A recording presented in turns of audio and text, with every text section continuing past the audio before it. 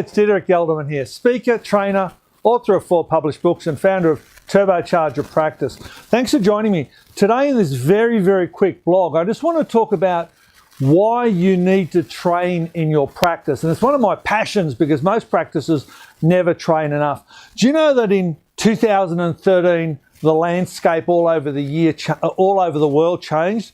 There was a study done by IBIS, and IBIS runs out of Melbourne in Australia, and it showed that in 2013, clients made an about face, if you like, and started to actively choose organizations, businesses, practices that offer better service over practices, businesses, organizations that didn't. And what's even more important, they were happy to pay a premium price, yes, more money to access those services. So after the GFC and everything went, pear-shaped, many businesses pulled back on their customer service levels. And 2013, basically everyone all over the world, for whatever reason, decided they'd had enough of crap service and started actively searching out really good quality service. If you look at people like Ferragamo shoes and Cartier watches and Louis Vuitton and places like that, those organizations went stratospheric about that time because people wanted to pay more for good quality stuff and good quality services. And it's exactly the same in vet. Vet clients at that time made exactly the same choices, and practices that had really good quality services, offered really good customer service, became much more profitable than practices that didn't. Now, let's be realistic and let's be real here. There are 30% of clients, veterinary clients and other consumers out there that will always want the cheapest, and therefore they'll search it out online, or the cheapest shop, or the $2 shop, or the 20-cent shop, or whatever it happens to be, and that's where they'll get it. My question to you is, are they your clients? Are they the clients you want? Or would you rather focus on those 70% who are happy to pay a fair / reasonable / premium price and get better quality services from you? So that leads me to the next point. Are you in fact offering better service? Because again, studies in vet show that the bulk of practices offer very ordinary service levels indeed. There's a few people down this end, a few practices down that end that don't offer good service at all, and there are some up at this end that offer excellent service. But in the middle, the bulk of them are all much the same, and they're not differentiated or differentiable by their service levels. So all you need to do is do a little bit of extra customer service, just do this little bit extra, and you will stand out like a beacon in your community, and people will flock to you for that extra level of customer service. It's got nothing to do with patient outcome. I'm assuming that you have excellent patient outcomes already. It's how you treat and treat and guide and meet and service that client. So now to the next point. To get better at customer service, your team need to learn how to do it. It's not something that's innate. I mean, they're not walking to your workplace suddenly being fantastic customer service people. Maybe if they've come from a McDonald's or a hospitality background, they're better than most, but they still need to be trained. So that leads me to my passion. Just imagine now that I'm getting up on this soapbox for you. How much training do you do and how often you do training? And the reason I ask this is that the studies that are done in this area on practice profitability show that there's a definite link, a correlation between how often you have staff meetings / training and what your profitability is. Let me put that in very simple, concrete terms for you. The more you train your team, the more money you'll make. So you can't afford not to train in my model of the world. Next point. Were you ever in a school play? Did you ever play hockey, basketball, rugby league, AFL, American football, baseball, cricket. Were you on a swim team perhaps? Or maybe an orchestra, or a band in a garage? Were you ever part of a band and you played in your friend's garage or in your own garage? And I think you can relate to something in that area there.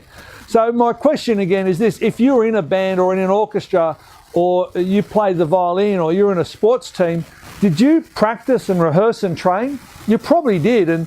And from my days of playing team sport, we trained on Tuesday night and Thursday night to be able to play on game day on Saturday. And our coach, if you didn't train on Tuesday or Thursday, well, you were allowed to play on Saturday? No, you couldn't. Same in the orchestra, same in the garage band, I bet you. And then if you're a member of that team or a member of that band or a member of that orchestra, and Joey hadn't trained on Tuesday and Thursday and practiced and rehearsed with you, would you want him or her to play with you on game day or when you went live with the band? Probably not, because that person's not going to know anything about the game, whatever the game happens to be. If it's an orchestra, they're going to be out of beat or out of tune.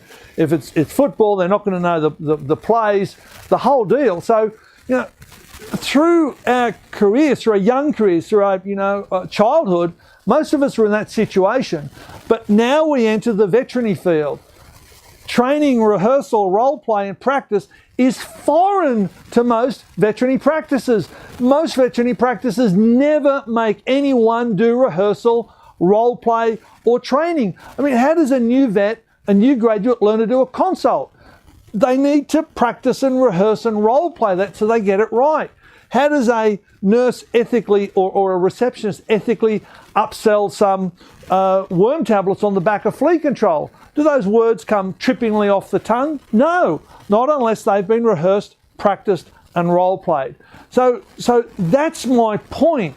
To offer better customer service, which is going to make you more money, and it's what the modern client is after, you need to practice, rehearse and role play and do it on a regular basis. In other words, every 2 weeks or more often.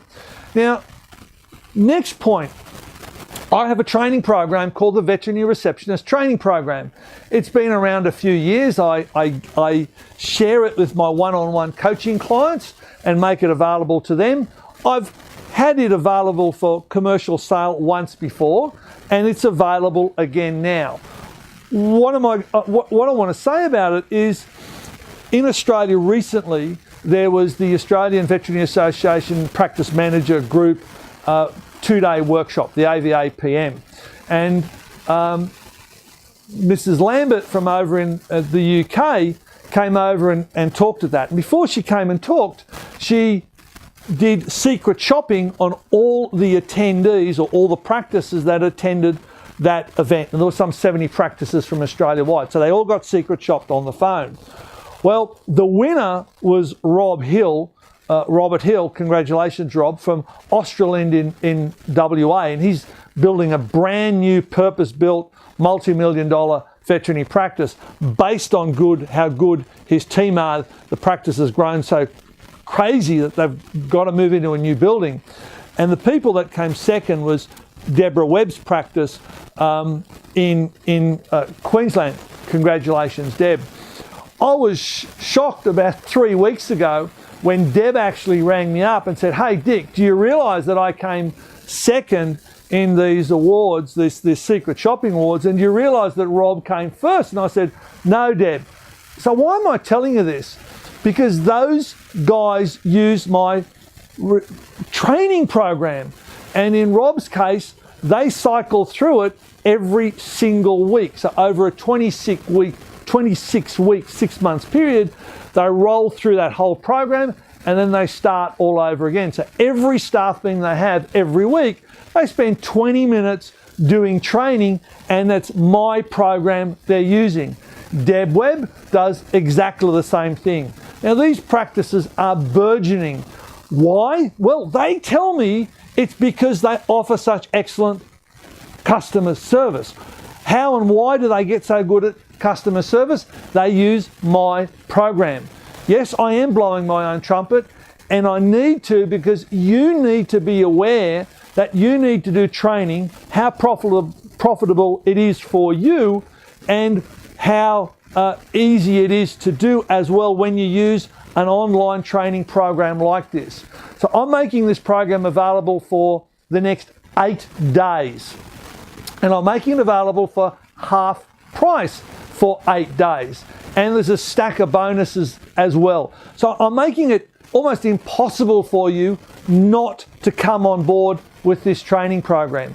Now, you will cover this training program, the cost of the training program, with 1 extra dog space. So that if these nurses and receptionists, after they do the training program, just book in 1 extra dog space, you'll have covered your price.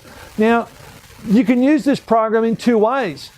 One, you can just do the group training like Deb and Rob do, and you can just rotate through it week after week. It's a 12 modular course, so you just rotate through it. And that way everyone gets retrained again and again and again.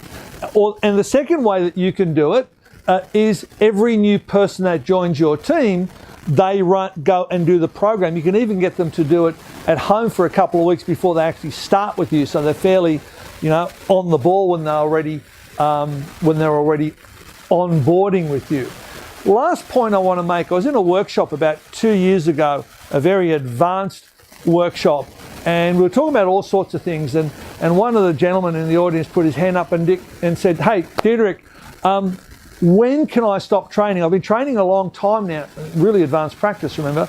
I've been training my team a long time now, and they're really, really, really good already. When can I stop training?" And everyone else in the audience looked at him and said, "What? That's a dumb question. You can never stop training. There's always something new to learn. There's always some extra nuances and tweaks and things like that to improve your level of customer service." So that's all I want to say today. Training is essential if you want to be profitable. Training needs to be done regularly, and this program is the way that you can maximize your training opportunities for your team. So thanks for that. I'll see you again shortly. Bye.